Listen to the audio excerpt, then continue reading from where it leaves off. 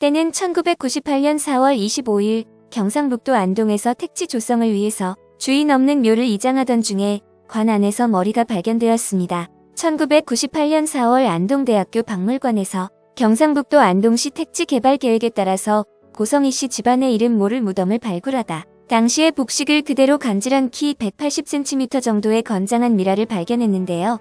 미라의 가슴 위에는 빼곡하게 채워진 편지지가 있어서 놀랍습니다. 원희 아빠라는 인물의 부인, 즉 원희 엄마가 쓴 절절한 편지였는데요. 원희 아버님께 올림이라고 시작하는 편지에는 31세의 요절한 남편 이응태 씨에 대한 사랑과 그리움이 가득 담겨 있어서 읽는 사람들의 가슴을 미어지게 만들었습니다. 원희 아버지에게 당신 언제나 나에게 둘이 머리 휘어지도록 살다가 함께 죽자고 하셨죠. 그런데 어찌 나를 두고 당신 먼저 갑니까? 당신 나에게 마음을 어떻게 가져왔고 또 나는 당신에게 어떻게 마음을 가져왔나요? 함께 누우면 언제나 나는 당신에게 말하곤 했죠. 여보, 다른 사람들도 우리처럼 서로 어여삐 여기고 사랑할까요? 남들도 정말 우리 같을까요? 어찌 그런 일들 생각하지도 않고 나를 버리고 먼저 가나요? 당신을 여의고 아무리 해도 나는 살 수 없어요. 빨리 당신께 가고 싶어요. 나를 데려가 주세요. 당신을 향한 마음을 이승에서 잊을 수가 없고 서러운 뜻한이 없어요. 내 마음 어디에 두고 자식 데리고 당신을 그리워하며 살 수 있을까 생각해요. 내 편지 보시고 내 꿈에 와서 자세히 말해줘요. 꿈속에서 당신 말을 자세히 듣고 싶어서 이렇게 써서 넣어봤어요. 자세히 보고 나에게 말해줘요. 당신, 내 뱃속에 자식 낳으면 보고 말할 것 있다 하고 그렇게 가버리니 뱃속에 자식 낳으면 누구를 아버지라 하라는 거예요? 아무리 한들 내 마음 같을까요? 이런 슬픈 일이 하늘 아래 또 있을까요?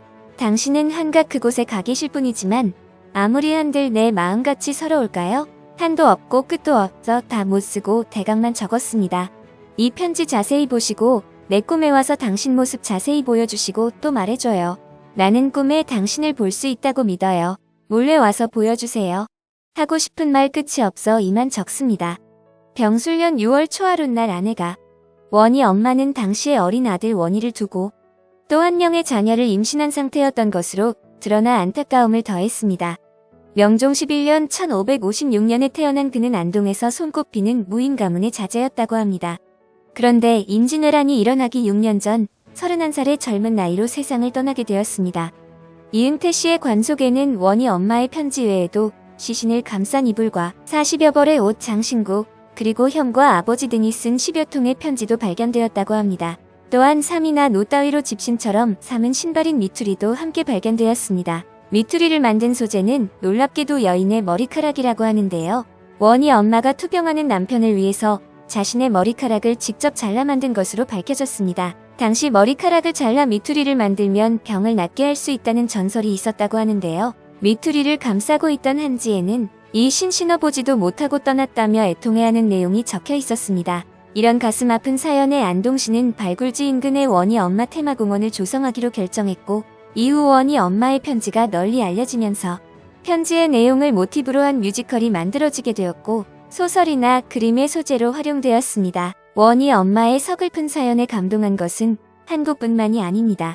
다큐 채널 내셔널 지오그래픽과 고고학 잡지 앤티쿼티, 중국의 CCTV를 통해 원희 엄마의 감동적인 사연이 소개되며 전 세계인들의 심금을 울렸습니다. 원희 엄마의 사연은 시간과 공간을 초월하고 깊은 울림으로 전해졌습니다. 해외에서도 수백 년의 세월이 흐른 지금도 이 글을 읽을 수 있어서 다행이라는 반응입니다. 관련된 해외 네티즌들의 반응을 더 보여드리겠습니다. 가슴이 미어진다. 다른 게시물에서 봤는데 로맨틱한 사랑 이야기는 1700년도 소설가들에 의해 생겨난 발상인가 라는 질문이 있었는데 이 편지가 그 발상을 완전히 반박하고 있다.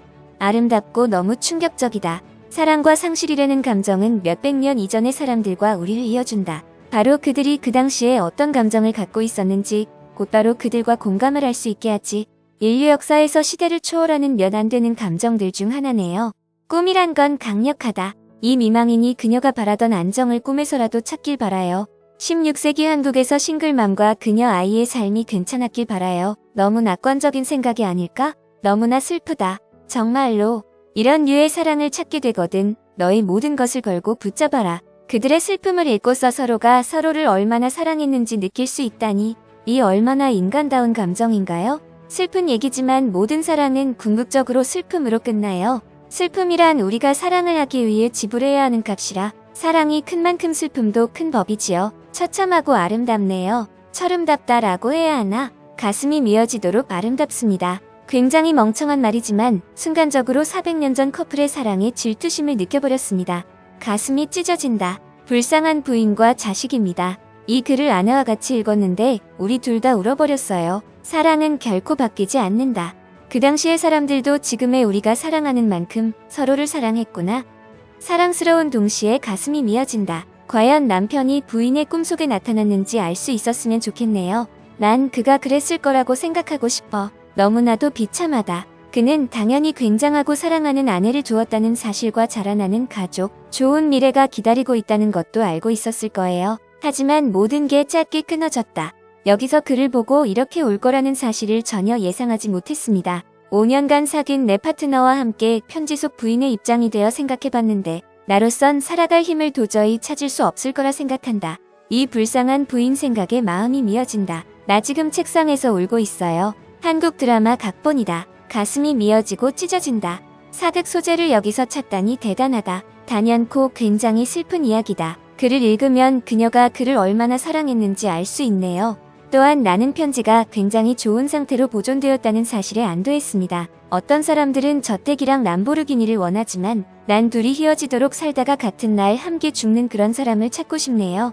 요즘 세상에서는 그런 사람을 찾는 게 저택과 람보르기니를 갖는 것보다 더 어렵습니다. 하지만 나와 평생 행복하게 같이 살 사람을 찾길 희망하고 있습니다. 와, 내가 한동안 읽었던 글 중에서 가장 강렬한 느낌을 주는 글이었다. 공유해줘서 고맙습니다. 비록 몇백 년 지난 일이지만 내 마음이 그녀의 마음처럼 아픕니다. 오늘 준비한 소식은 여기까지입니다. 시청해주셔서 감사합니다. 구독과 좋아요, 알림 설정은 저에게 큰 힘이 됩니다. 새해 복 많이 받으세요.